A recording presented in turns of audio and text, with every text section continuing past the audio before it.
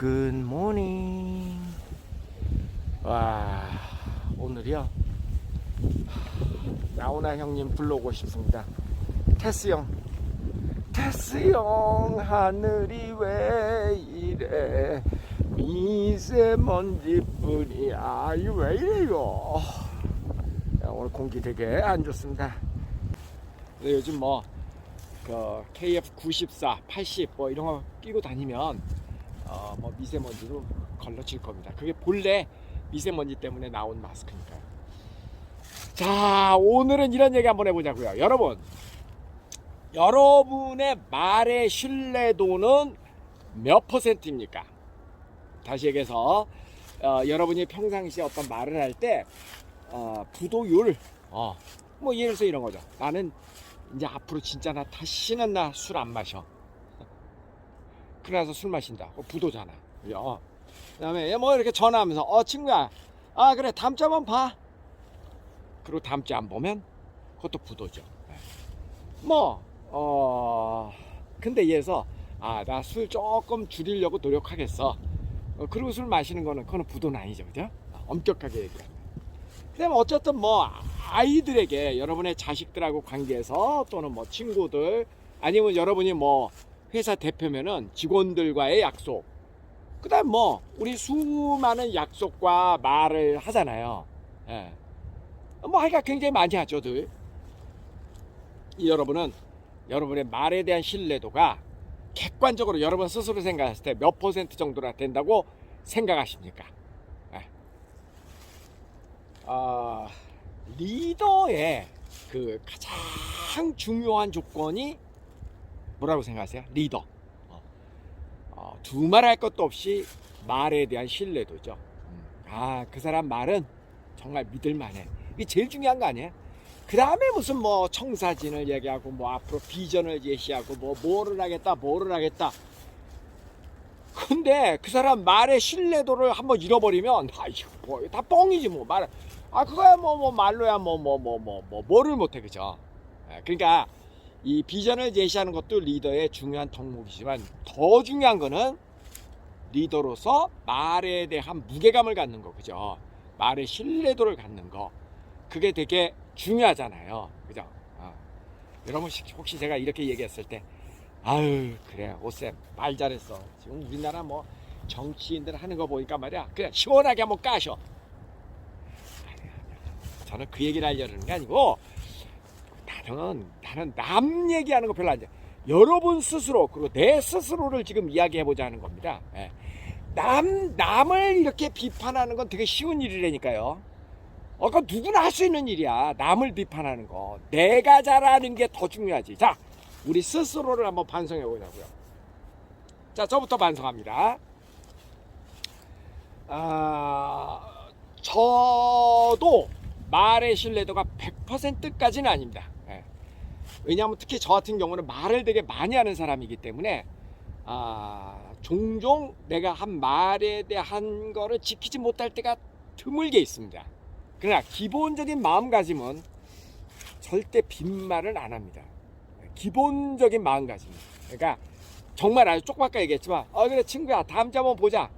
저는 그거에 노예가 돼서 다음 주에 어떻게 살아도 봅니다.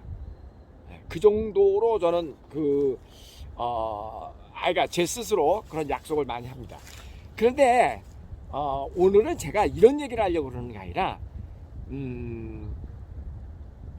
제가 이제 그동안 이제 여러 가지 일을 해오면서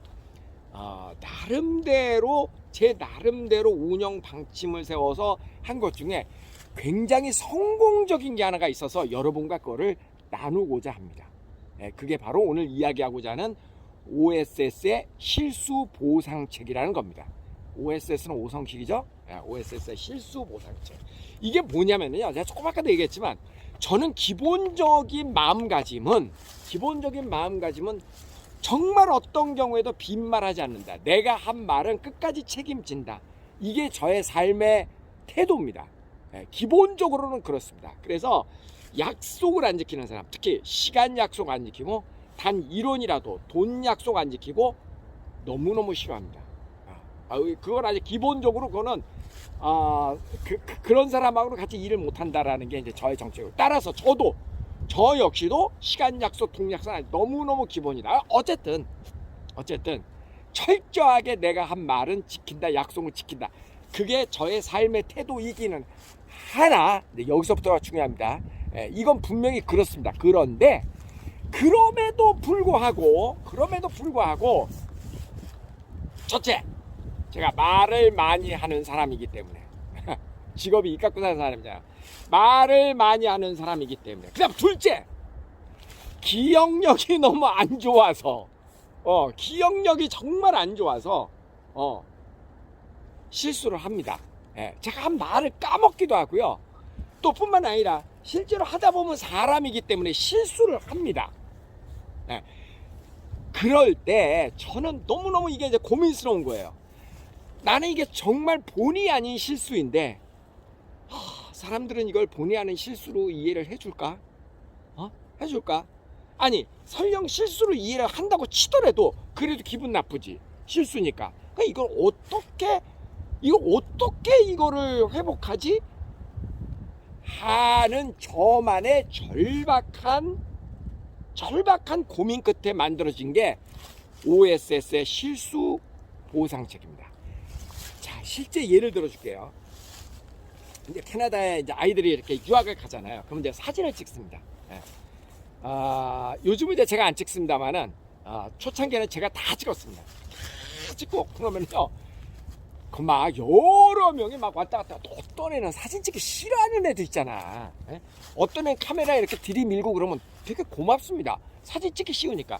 근데 어떤 애들은 조금 예를 들어서 뭐 6학년 넘어가고 그러면 아주 또 이 초상권이 비싸져서 사진 잘 안 찍으려고 합니다. 근데 이 셔터를 누릅니다. 특히 막 그 야외 수영장 같은 데 가잖아요. 그 아이들 이렇게 풀어놓으면 어디에 있는지 어떻게 알아? 그 많은 애들이 그렇잖아요. 그러니까 막 렌즈를 가지고 막 쫓아다녀도 그렇더라고요. 그래서 이제 집에 와서 사진을 정리를 합니다. 이제 한국에 있는 부모님들한테 사진을 올려줘야 될 거 아니에요. 어떤 애들은 한 아이가 50장 사진이 있는데 어떤 아이는 아예 없어. 정말 식은땀이 쭉쭉 납니다. 정말 식은땀이 납니다. 야, 진짜 난감합니다. 이거 어떻게 해야 되지? 부모들은 한국에서 내 아이를 이렇게 외국에 보내놓고 제가 공기가 되게 안 좋고 미세먼지가 아주 꽝이야 꽝. 보내놓고 오로지 그 사진 한 장 보기 위해서 밤을 새셨을 텐데 난감합니다. 그때요, 죄송합니다 어머니, 제가 나름대로 찍으려고 그랬는데 제대로 못 찍었습니다. 죄송합니다. 이게 말 갖고 돼요? 이게 말 갖고 되냐고. 안 돼. 내가 그 엄마 입장이면, 부모 입장이면 어떤 생각이 드냐면 별의별 생각이 다 듭니다. 아니, 왜 옷쌤은 우리 애만 미워하나? 짜증나. 아니 왜 그거를 하나하나 애를 맡겼으니까 큰 소리는 못 치지만 그 마음은 100번 이해가 가죠. 저도 막 식은땀이 나요. 어쨌든 분명한 실수는 실수죠. 실수는 실수입니다. 이유야 많지. 애가 사진을 잘 안 찍으려고 도망갔어요. 근데 그게 이유가 되냐고. 당사자 부모한테는 그게 이유가 되냐고. 안 되지. 안 됩니다. 하다 보면 이런 일들이 비일비재하게 일어납니다. 본의 아니게. 말 그대로 실수죠. 그러나 제가 그걸 극복하는 방법은 실수 보상책이라는 걸 그래서 만든 겁니다. 이렇게 갖고 제가 실수를 하잖아요. 그러면 그 다음날 그 아이만 망창 찍어가지고 그걸로 끝나지 않아. 액자에다가 담아가지고 한국에서 제가 우리 직원한테 얘기했고 액자에다 담아서 집으로 이렇게 보내줍니다. 특별히 그런 식으로. 어쨌든 어떤 실수를 하면 그거에 몇 배의 보상을 해줍니다. 항상. 그러니까 그 다음에 어떤 일이 일어난 줄 알아요? 제가 실수하는 게 두려워지지가 않습니다. 물론 일부러 실수는 안 하지. 당연히 내가 바보야? 안 하죠. 하다 보면 실수하잖아요. 어쩔 수 없이. 그러면 실수하면은 부모가 웃으면서 올레꼴레 오쌤 실수했어. 우리 애가 사실이 없네. 아싸! 이러고요. 어떤 학부 형님, 쌤, 우리 애도 좀 실수 좀 해주면 안 돼요? 이럽니다. 좋은 아이디어예요. 되게 좋은 아이디어예요. 그리고 저는 있잖아요. 제가 일을 해보니까 어떤 우리가 그 실수를 해서 궁지에 몰릴 때가 있잖아요. 운영을 하는 사람의 입장에서는. 그런 데 있잖아요. 항상 그 해결을 잘하면은요, 실수한 게 그렇게 고마울 수가 없습니다. 다시 한번. 우리가 어떤 잘못을 하고 실수를 했잖아요. 그런데 그 해결을 잘하고 나면은요, 실수가 전화위복이 항상 됩니다. 항상 전화위복이 된다고요. 그래서 OSS의 유학원 부모들은 제가 실수해 주기를 아주 고대합니다. 실수하면 그 이상의 뭐가 있기 때문에. 또 얼마 전에 이런 일이 있었어요.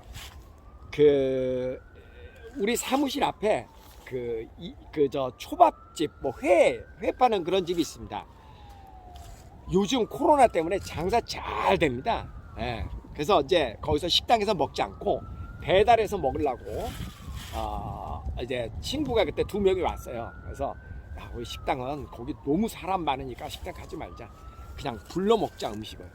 그래서 전화를 했습니다.